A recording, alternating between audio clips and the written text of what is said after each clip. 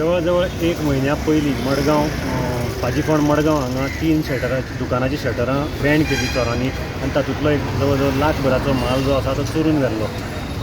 Main म्हणजे त्या हातूंत भितर एक कपड्याचें दुकान आशिल्लें, प्लास्टिकाचें दुकान आशिल्लें आनी इलेक्ट्रॉनिक्स आयटम.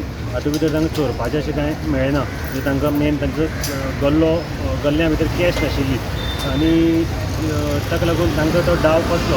पूण ह्या चोरांक आतां मडगांव पुलिसांनी अटक केली आसा.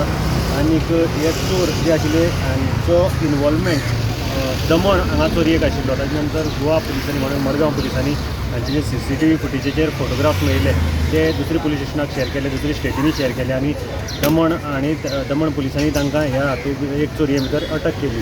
तांकां आज मडगांव पुलिसांनी मडगांव पुलीस स्टेशनाचेर हाडिल्ले आनीक तांकां कोर्टा मुखार प्रोड्यूस केले. कोर्टान तांकां 7 दिसांचो रिमांड दिल्लो आसा. हांचीं नांवां आसात वाहीद बशीर, दिशाद असमत आनी रशीद मुशीधाये.